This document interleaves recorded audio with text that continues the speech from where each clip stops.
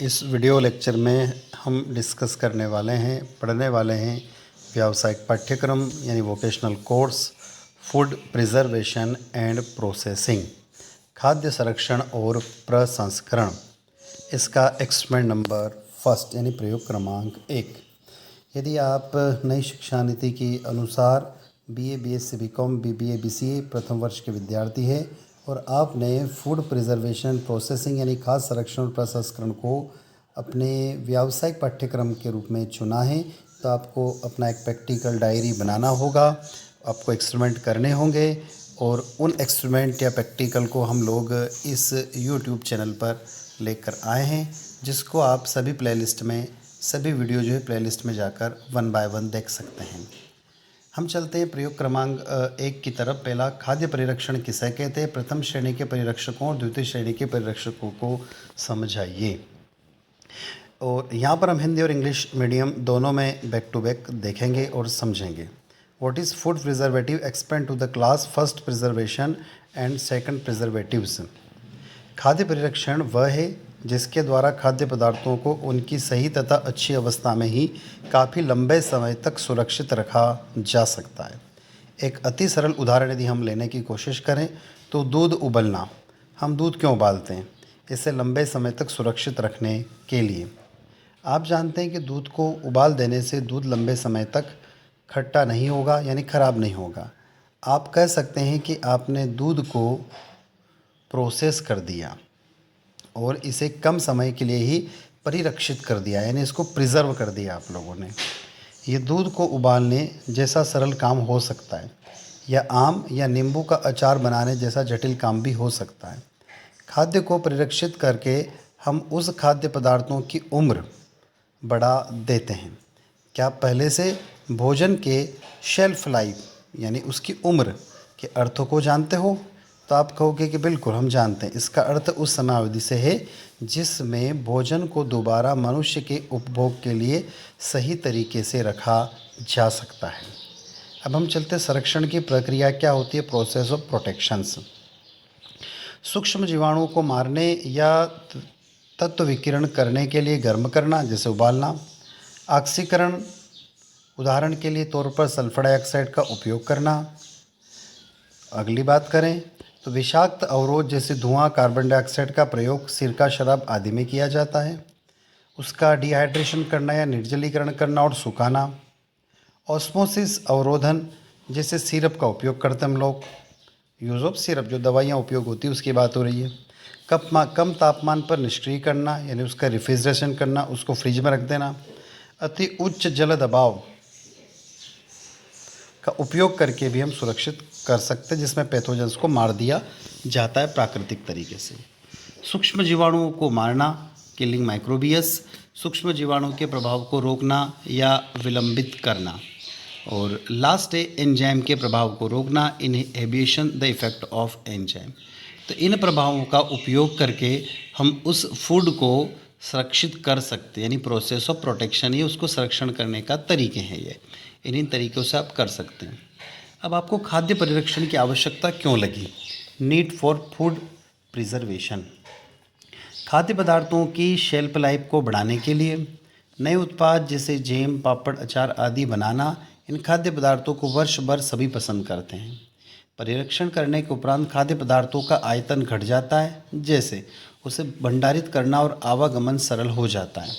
उदाहरण के लिए 1 किलोग्राम गाजर यदि हम लेते हैं तो 1 किलोग्राम गाजर के मुरब्बे से कहीं अधिक स्थान घेरती है, यानी 1 किलोग्राम गाजर का मुरब्बा है एक छोटी सी डिब्बी में आ जाता है, जबकि 1 किलोग्राम गाजर को हमें रखने के लिए ज़्यादा जगह की आवश्यकता होती है। तो इसलिए भी परिरक्षण किया जाता है। मौसमी फल या सब्जी जब स्वादिष्ट और सस्ती हो उस समय उसे भंडारित कर लेना चाहिए। तो ये तो हम बात कर रहे हैं खाद्य परिरक्षण की आवश्यकता क्यों होती है। अब आगे बात करते हैं हम लोग। प्रथम श्रेणी के परिरक्षक और द्वितीय श्रेणी के परिरक्षक क्या होते हैं? खाद्य पदार्थों में खराब होने, फफूंदी के विकास और खराब होने से बचाने के लिए परिरक्षकों को मिलाया जाता है, यानी प्रिजर्वेटिव्स को मिलाया जाता है।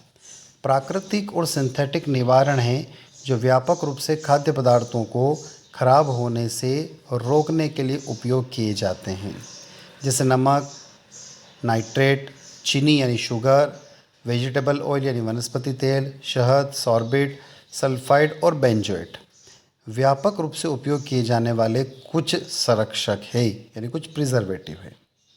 निवारकों की बात करें तो इसे विभिन्न वर्गों में विभाजित किया जा सकता है और प्रत्येक वर्ग में समान रासायनिक और सूक्ष्म जीव विज्ञान गतिविधियां होती हैं। दुनिया भर में विभिन्न निरीक्षक एजेंसियों के अनुसार निवारकों को 4 वर्गों में विभाजित किया गया है। यानी जो फूड प्रिजर्वेटिव होती है उनको वैसे 4 क्लास में बांटा गया, पर हम यहाँ पर 2 ही क्लास की बात कर रहे हैं, क्लास फर्स्ट प्रिजर्वेटिव और क्लास सेकंड प्रिजर्वेटिव।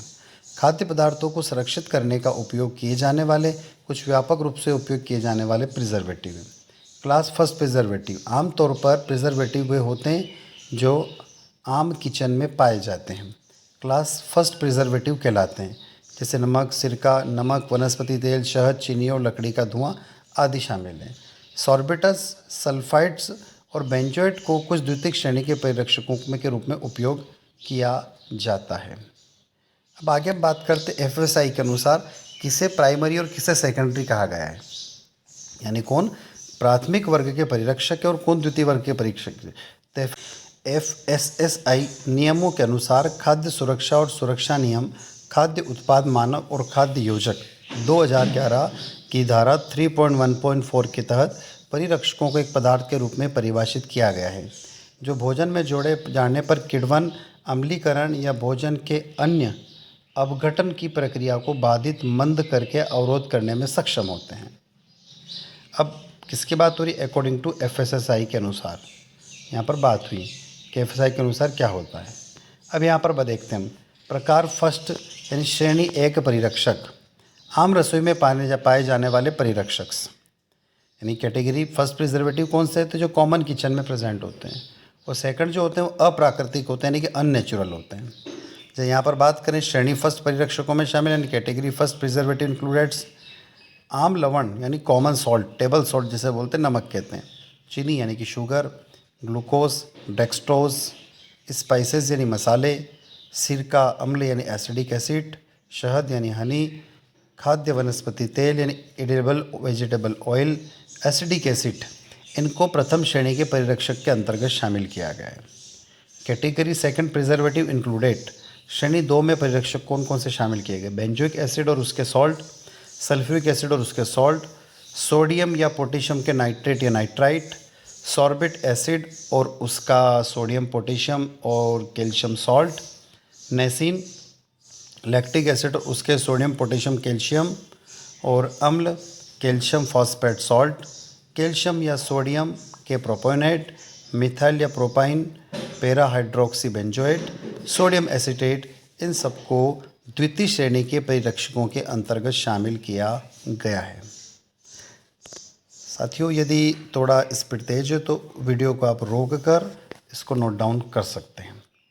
जब क्लास 1 परिरक्षक प्रकृति में पाया जाता है तो क्लास सेकंड परिरक्षक मानव निर्मित होता है। क्लास सेकंड परिरक्षक अप्राकृतिक परिरक्षक है, चूँकि क्लास फर्स्ट का संरक्षक प्राकृतिक है, इसलिए इसका उपयोग करते समय सावधानी बरतने की आवश्यकता नहीं होती।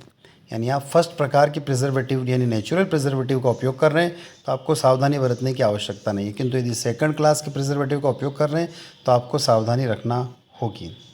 दूसरी ओर द्वितीय श्रेणी के परिरक्षक का उपयोग करते समय कुछ जोखिम शामिल होते हैं क्योंकि वे केमिकल्स होते हैं, रसायन होते हैं। इसका मतलब ये है कि क्लास सेकंड के परिरक्षकों के उपयोग की कुछ सीमाएँ होती हैं और इसके उपयोग में अधिक प्रतिबंध भी लागू किए जाते हैं। मतलब इसकी एक लिमिटेशन होती है कि आप इससे ज़्यादा इनको यूज़ नहीं कर सकते। कुछ उत्पाद में केवल क्लास फर्स्ट के परिरक्षकों का ही उपयोग किया जाता है और कुछ में द्वितीय श्रेणी के परिरक्षकों का उपयोग भी किया जाता है। लेकिन खाद्य पदार्थों में परिरक्षकों के इन 2 वर्गों में शामिल 2 वर्गों को मिश्रण भी मिला सकते हैं जो उसकी दीर्घायु को सुनिश्चित करते हैं। कभी कभी क्या होते हैं, कुछ फूड प्रोडक्ट में फर्स्ट और सेकंड क्लास दोनों प्रिजर्वेटिव का उपयोग भी किया जाता है और कुछ में सिर्फ फर्स्ट का करते हैं, कुछ में सिर्फ सेकंड का करते हैं। दोनों परिरक्षकों को देखते समय ऐसे उत्पादों को चुनना हमेशा बेहतर होता है जो क्लास फर्स्ट ए परिरक्षकों के साथ आते हैं, क्योंकि वे स्वास्थ्य के लिए खतरनाक नहीं होते हैं। They are not hazardous to health, स्वास्थ्य के लिए ख़राब नहीं होते। कौन से? First preservative. क्लास फर्स्ट परिरक्षक आमतौर पर प्रिजर्वेटिव होते हैं जो आम किचन में पाए जाते हैं, क्लास सेकंड परिरक्षक मानव निर्मित होते हैं जो अप्राकृतिक परिरक्षक होते हैं। क्लास फर्स्ट परिरक्षक में नमक, सिरका, नमक, वनस्पति तेल जो भी हमने ऊपर पढ़ा, शहद, चीनी और लकड़ी का धुआं शामिल है, जबकि सार्बेट, सल्फाइड, बेंजोएट कुछ द्वितीय श्रेणी के परिरक्षकों में उपयोग किए जाते हैं। द्वितीय श्रेणी के परिरक्षकों के उपयोग में कुछ सीमाएं हैं, कुछ लिमिटेशन है, इसके उपयोग में अधिक प्रतिबंध लागू किए गए हैं। क्लास फोर्थ परिरक्षकों को देखते समय उन उत्पादों को चुनना हमेशा बेहतर होता है जो क्लास फर्स्ट ए के परिरक्षकों के साथ आते हैं, क्योंकि वे स्वास्थ्य के लिए खतरनाक नहीं होते हैं। और लास्ट पॉइंट की तरफ हम लोग चल रहे हैं, क्योंकि क्लास फर्स्ट के संरक्षक प्राकृतिक है, इसलिए इसका उपयोग करते समय सावधानी बरतने की आवश्यकता नहीं होती है। द्वितीय और द्वितीय श्रेणी के परीक्षकों का उपयोग करते समय कुछ जोखिम शामिल होते हैं, क्योंकि वो केमिकल्स होते हैं, रसायन होते हैं, because they are a chemicals. तो साथियों, ये था हमारा फूड प्रिजर्वेटिव जो हम लोगों ने इसमें पढ़ा, प्रथम श्रेणी और द्वितीय श्रेणी के फूड प्रिजर्वेटिव। तो आई होप ये जो वीडियो हम लोगों ने बनाया आप लोगों के लिए, आप लोगों को अच्छा लगा होगा। अच्छा लगता है तो इसको लाइक करें, अपने दोस्तों तक शेयर करें जिनका व्यावसायिक पाठ्यक्रम है, और कमेंट बॉक्स में कमेंट करके बताएं कि हमारा छोटा सा प्रयास आप लोगों को कैसा लगा। चैनल पे नए तो सब्सक्राइब करना ना भूलें, ताकि हमें एक मोटिवेशन मिलता रहता है और फिर हम आपके लिए इसी प्रकार से नए नए वीडियो लेकर आते रहते हैं। तो खाद्य संरक्षण और प्रसंस्करण का सेकंड एक्सपेरिमेंट जल्दी आप लोगों के लिए उपलब्ध हो जाएगा। धन्यवाद साथियों।